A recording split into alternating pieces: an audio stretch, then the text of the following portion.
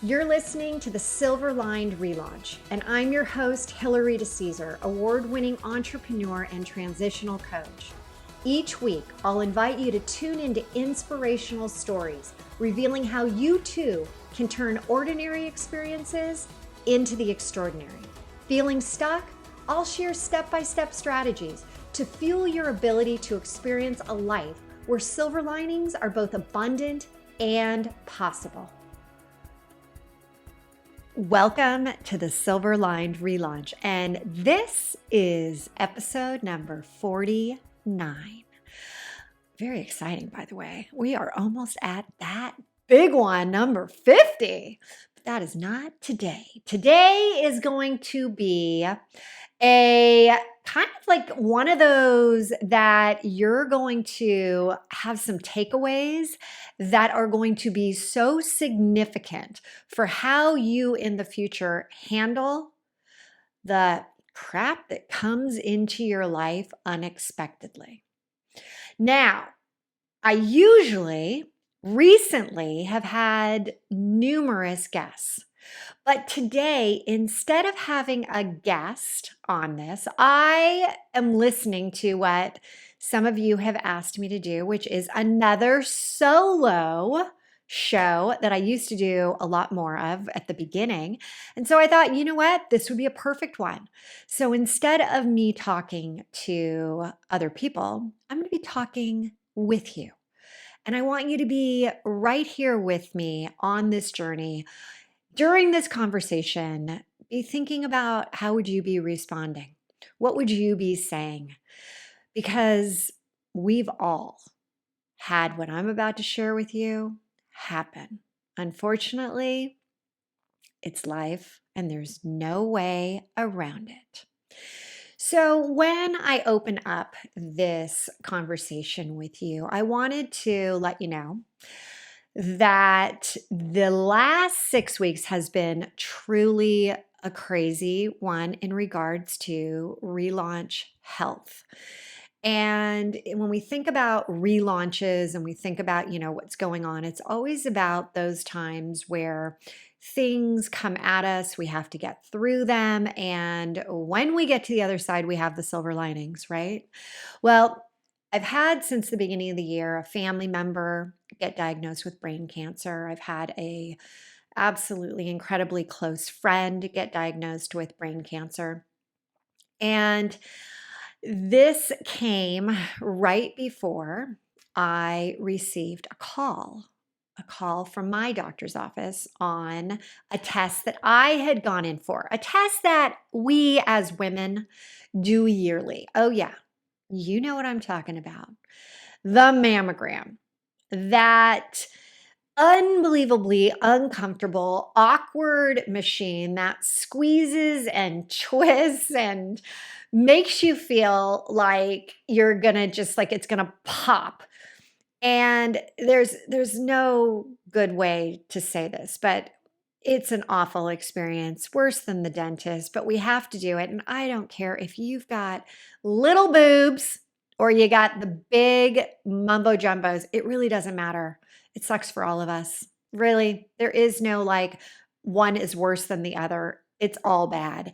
So I had gone through this and had left thinking, no big deal. And then I got the call that said, actually a crazy call that said, hey, you have an angel watching over you.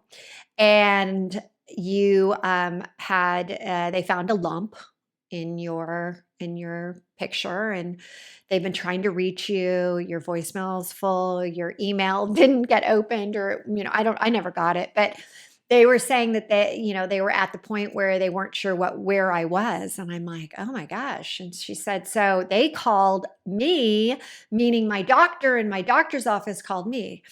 And so then I'm thinking, oh no, this must be really bad if they're like, hounding me to, make sure I know about this. And she's telling me I got an angel watching over me. What the heck does this report even show? And yes, I do believe my dear sweet mom who died of cancer is my angel looking over me. So thanks, Mom. But let's get back to the story. So I get this call and I'm listening and I said, okay, fine, I'll go back in and, I get that you found a lump. But I'm in my mind thinking initially, all right, I know about false negatives. I know that I have something they call dense breasts for those women out there that know what I'm talking about. Yeah. We're just like, there's just a lot of stuff in there.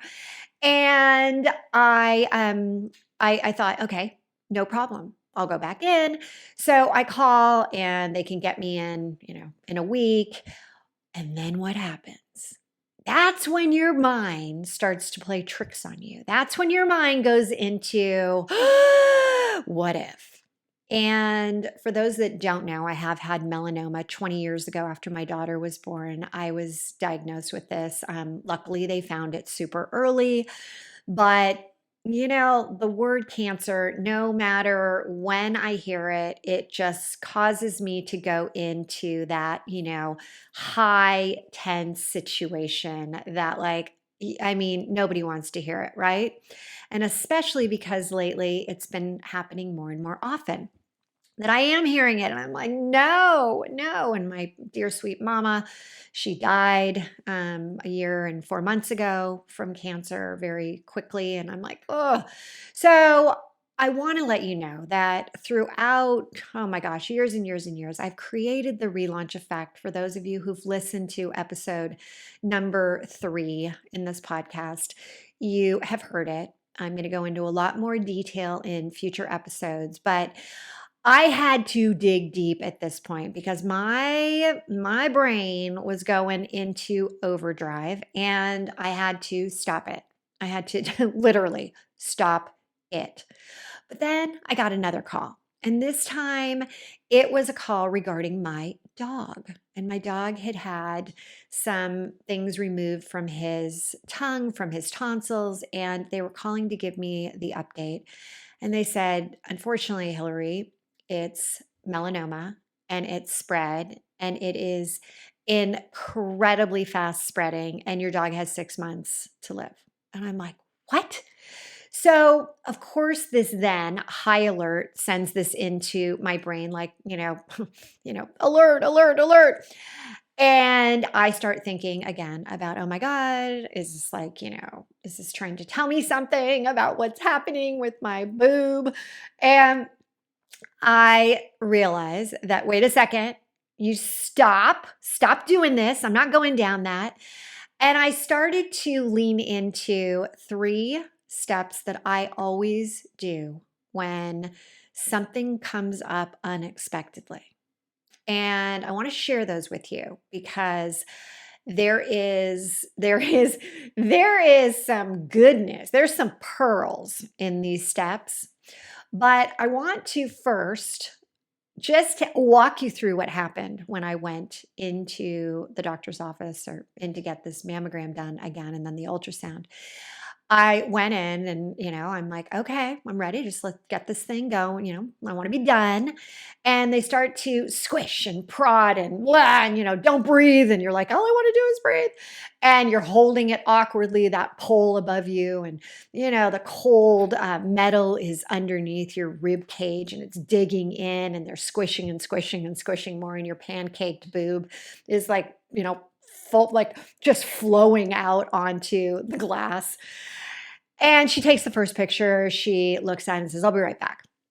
Well, she's gone for about 15 minutes and I'm sitting there. I'm like, okay, what's going on? She comes back in. She's like, yeah, we need to take another one. I'm like, okay. So again, I get put into the machine and it squishes, but this time a different angle and, hold your breath. And I'm like, what if I breathe? What if I breathe? Is this going to ruin the image? And it's squishing me more and squishing me more. And, the more you do it, the more it hurts even more. So she ends up where she says, oh, I'm going to have to leave again. So this time she's gone like 20 minutes. She comes back in. And meanwhile, my little heart's like racing. I'm like, okay, keep leading into the 3 steps I'm going to share with you.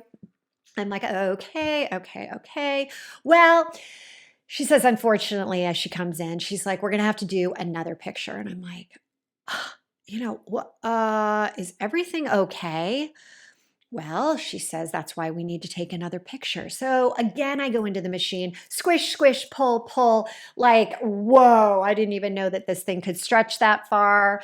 Pancaked out again. Don't breathe, don't breathe. And I don't know if you've ever done this, but like the first time you hold your breath in the pool, you're like, whew, you're good. Long time. The second time, you're not so much. Third time, you're like 15 seconds and you're like, I can't breathe anymore. So I am pretty much doing that. As I sit there, I'm like, I think I just breathed. But then she takes it and she says, and I know exactly where this is going. She's like, I'm gonna be right back. Well, this time she's gone for so long. And I'm like, oh my God. 3 steps, 3 steps, 3 steps. Deep breath, deep breath. So she ends up coming back in, and this time she's with the radiologist. All right, you and I know what I'm thinking, right? The doctor's coming in. And I'm like, oh, my heart goes to my stomach. And she looks at me and she's like, yeah, well, we took the 3 images. I'm like, I know. What's going on? And she says, well, the problem, and I hear problem, problem, problem. It's like, mission control, we have a problem, problem. And she says, we can't find the lump. It's no longer there. And at that point, I was like, my body went from being tense, from being like, to being like, whoa. I just dodged a bullet. And so she says, we can't find it. You're good to go. No ultrasound because we wouldn't even know what we're looking for. And we'll see you in a year. Well, when I parked really far away because I thought, you know what? I'm either going to be doing the happy dance back to my car or I'm going to need a long way to walk before I get in the car and start driving a vehicle. So I'm out, the sun's hitting my face, and I'm like doing the little, little dance of, wee, I'm good.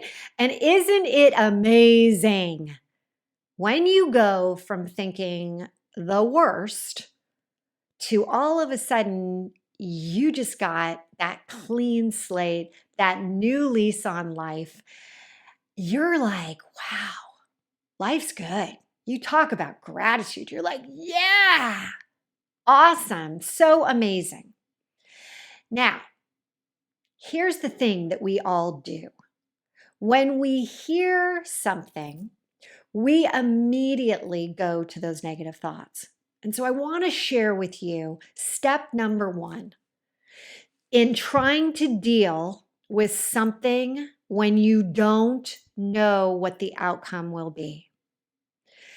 First off, I want you to really understand we are human beings. We are the only species out there that can indeed change our thoughts. But we also are programmed, hardwired to have negative thoughts.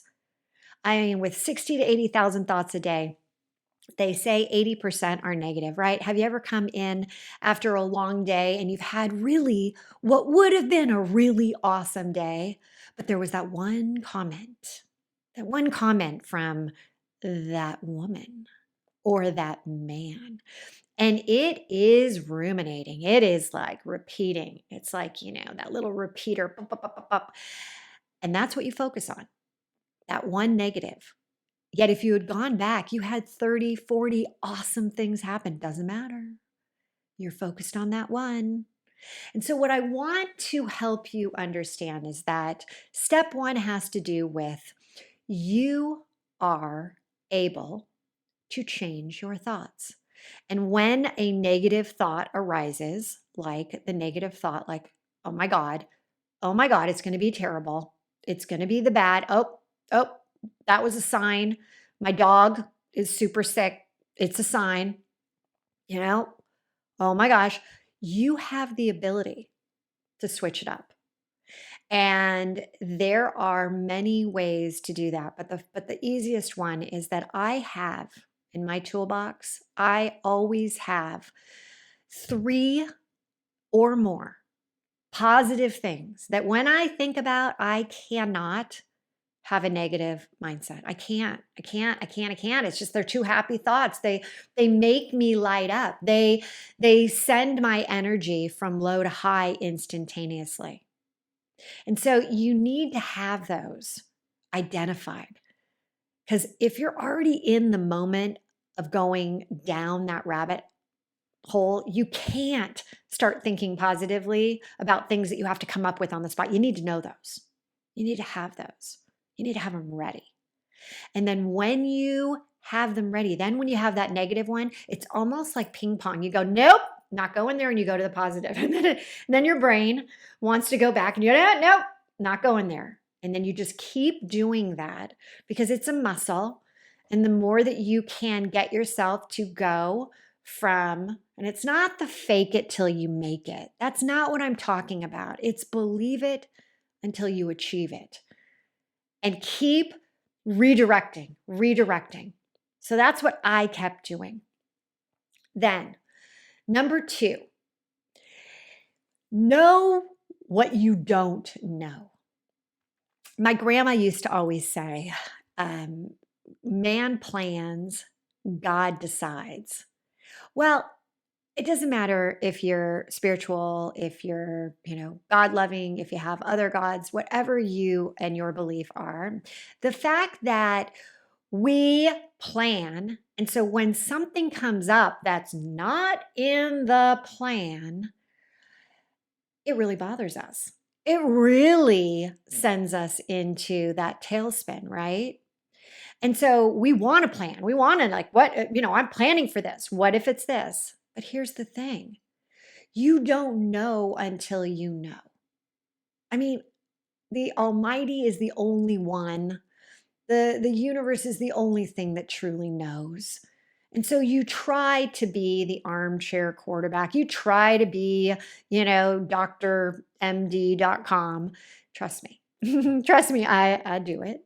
But I'm telling you, this works when you realize, wait a second, you really don't know what the outcome is going to be until the professional, until the person who's done the tests, until the outcome is done, until something is known.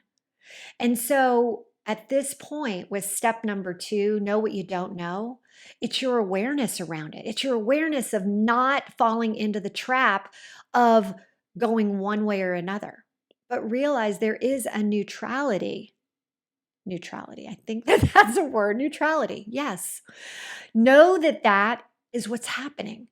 Know that that is where you are. And it's okay to be in the midzone at that point, in the zone where you don't know what's going to happen. But step number 3 leads you to, you have to acknowledge, is it fact what you're thinking of the negatives that could happen? Or is it an assumption? And I like the idea, if you think about, the law of assumption, you're assuming something, which means you're thinking a thought that's going to manifest in the future. And when you think thoughts, you're more likely to have those thoughts occur. So at this point, if you don't factually know that this is actually going to happen, and it's only an assumption, it's you assuming the worst, you got to stop yourself. You have to sit there and say, is this factual? Factual like the sun's going to rise tomorrow. Factual like my name is Hilary. Factual like, you're going to make dinner tonight because you're the cook in the family. Facts. These are things that are indisputable. But when you don't know an outcome, then it's not a fact. Then it becomes an assumption, or it becomes a belief around, well, this always happens, which is then you're assuming again that it's going to happen. So what we need to be able to do is really get away from expectancy. And there is a theory around expectancy. What you expect happens. So every time I started to think about something and started to assume the worst, I was very quick to take myself back to step number 1, then step number 2, then step number 3. I changed my thoughts. I realized that I need to know that I don't know the outcome. And I need to be really looking at this as, is it fact-based that this is happening? Or is this my mind creating assumptions? Is this me putting out an expectation of something that hasn't happened nor will? So I want you to think about the things in your life, and I want you to have your own 3-step process the next time you get a call, the next time that something comes in that's like really crushing, right? That you're like, oh my God, this cannot happen. It's not the right time. Oh my gosh, I have way too much going on. This is the domino. This is the straw that broke the camel's back. None of that.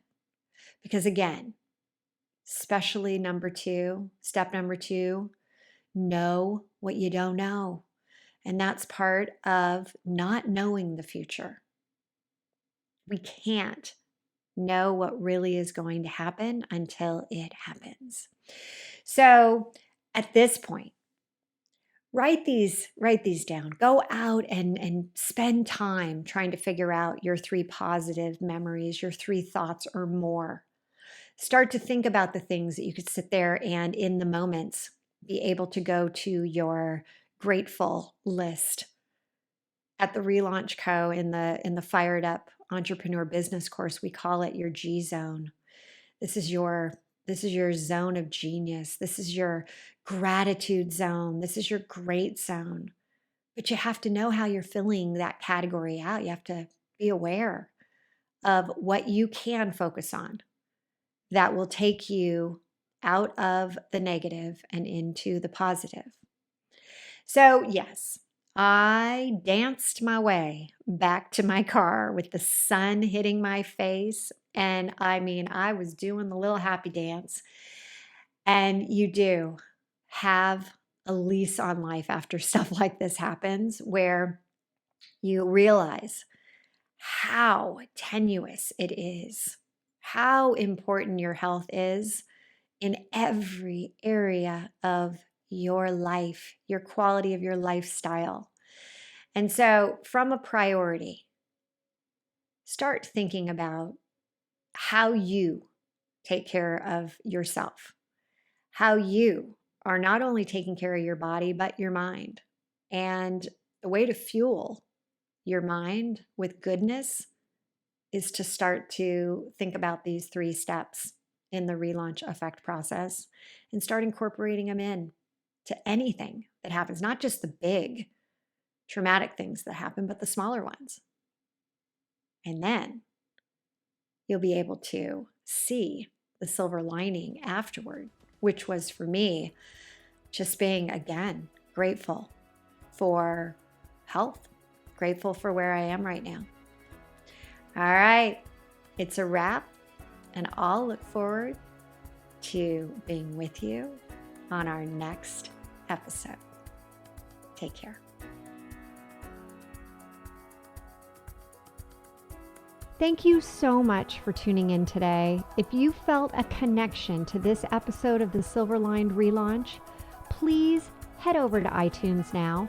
It would mean so much to me if you would leave a good review and help others find silver linings as well.